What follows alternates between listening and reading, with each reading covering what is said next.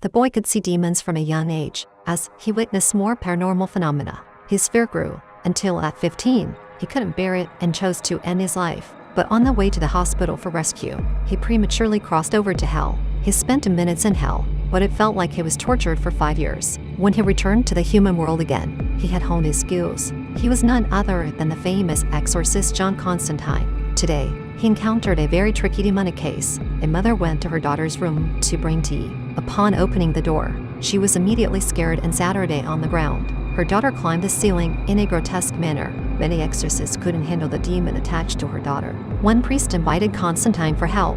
He entered the room, drew the curtains, and began examining the type of demon with a till in sunlight, until a badge affected the girl on the bed. The demon sensed it and suffered torment, emitting painful screams. Constantine directly stood on the bed and whispered to the girl's ear, "I am Constantine, you bastard."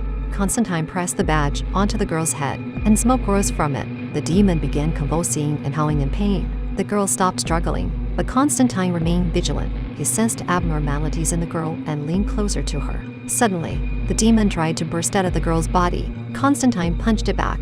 Obviously, the demon was not dispelled. He quickly asked them to find a mirror and used his steel to break the window glass. Then he moved the bed to the window. They held the mirror above Constantine's head. Constantine instructed them not to open their eyes no matter what happened. He covered the girl's eyes with his hand and chanted an exorcism incantation. At this moment, a man couldn't help but open his eyes. His hair quickly turned white, and the mirror began to tilt. The demon seized that opportunity to grab Constantine's neck.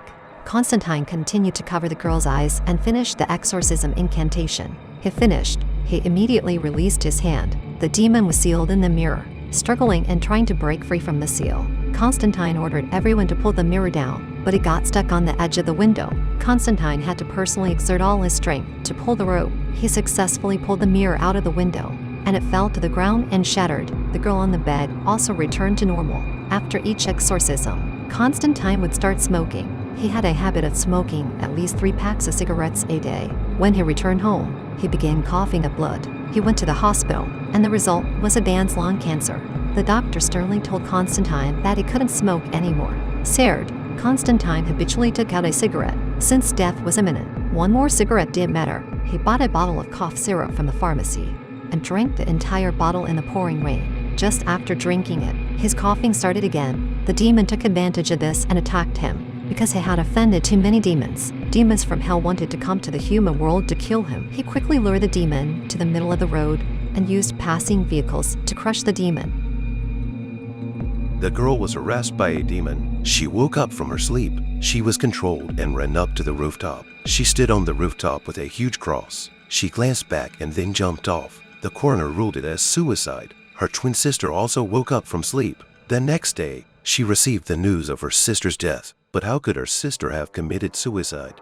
Back home, she checked the surveillance footage. She found her sister saying something before dying. Constantine. Indeed, things were not so simple. She noted down this name. He was Constantine. Using her identity as a police officer, she found Constantine. Not only did he refuse to help, but he also told her that the souls of suicides can only go to hell for torment. Angered, she stormed off. Constantine saw the presence of demons behind her, so he caught up with the female officers. Suddenly, all the streetlights went out. It was a sign of demonic arrival.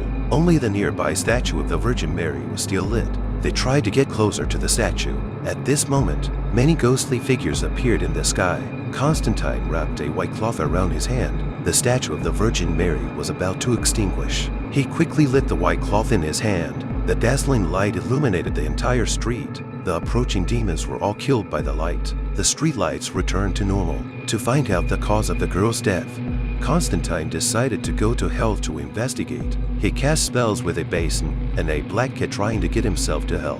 His soul left his body. He successfully arrived in hell. Here, there were flames and demons everywhere. Constantine quickly found the sister of the policewoman, but demons on both sides of the road also targeted him. The demons chased him frantically. The girl tore the white paper in her hand. At the moment of touching the paper, Constantine crushed the holy water on his chest. He successfully returned to reality. The policewoman pushed the door open and saw Constantine covered in white smoke. Constantine told the policewoman that her sister did indeed commit suicide. But there was a mystery. Constantine could only seek help from his friend.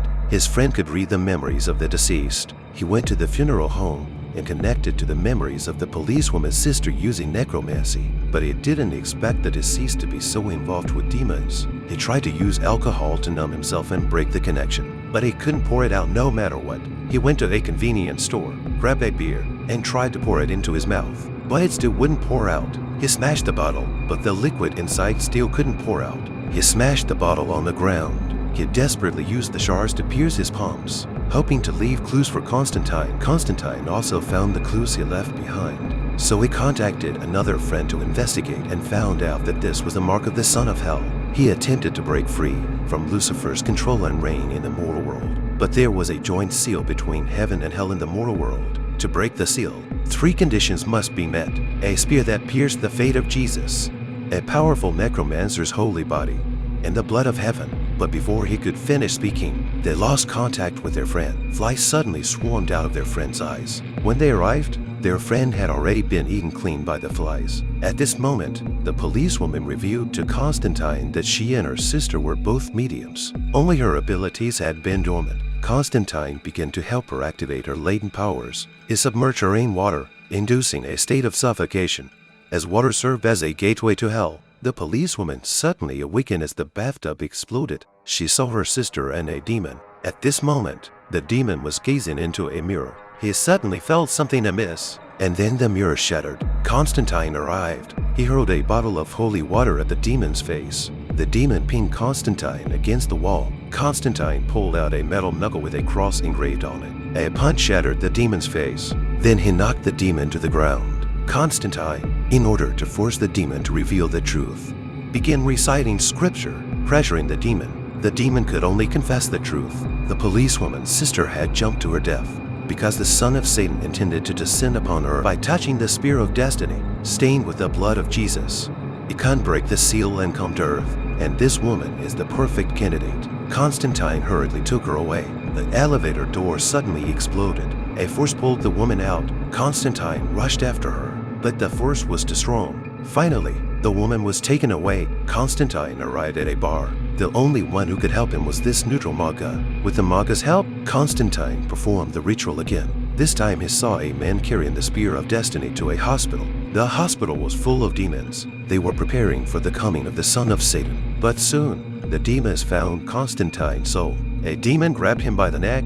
Luckily, the Maga helped him out of danger. Constantine prepared ammunition to combat the demons. The woman was taken to a pool. She woke up and drew her gun. She turned and shot the man behind her many times. The man remained unharmed. She tried to escape but was pulled back into the pool. Constantine and his apprentice arrived on the scene. The apprentice put the cross in the tank. Constantine went to the room where the demons were gathered. He triggered the fire alarm with a lighter. The water soaked with the cross was poured over the demons. The demons screamed in agony. He attacked the demons with his gun. When the demons came into contact with the special ammunition, they went up in smoke. Constantine and his disciple dragged the woman out of the pool.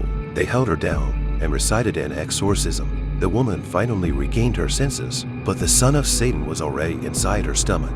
Constantine pressed on her belly and recited an exorcism. They succeeded in sealing the son of Satan. The apprentice was suddenly dragged up to the ceiling by a mysterious force and fell to her death. The son of Satan was not completely sealed. Constantine began to summon angels using forbidden techniques. Gabriel descended and stomped on Constantine. Only then did he realize that Gabriel had betrayed God. Gabriel blew on Constantine. The force sent Constantine flying and crashing into the door. He was powerless to resist. Gabriel came to the woman and prepared to release the son of Satan. Constantine got up. He slit his wrist trying to summon Satan. And sure enough, Satan came because he said he would collect Constantine's soul himself. Satan thought he was about to have a new general. He excitedly lit Constantine's cigarette. Constantine told Satan that your son was in the next room, using the spear of destiny to escape to Earth. Satan thought Constantine was playing a trick, but when he saw the serious look on Constantine's face, he realized something was wrong. He broke the glass and went to the next room. He found Gabriel helping his son to escape. He took the woman with him, and his son, captured by Satan, was struggling in the reflection. Gabriel took the opportunity to attack Satan.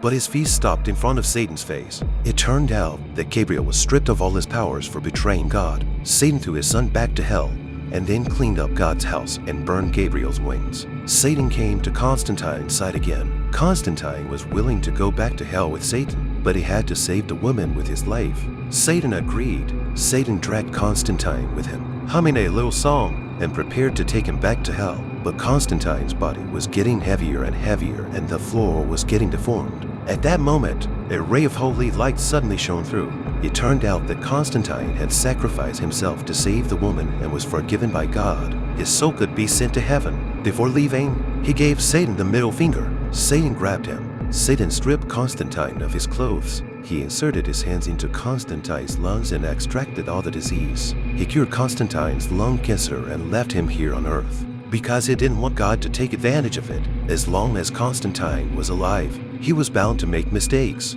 Then there was still hope for Satan. Meanwhile, the girl had recovered. He gave her the Spear of Destiny for safekeeping. Constantine was alone, looking into the distance. He reached into his pocket as he always did, but this time, instead of cigarettes, he took out gum.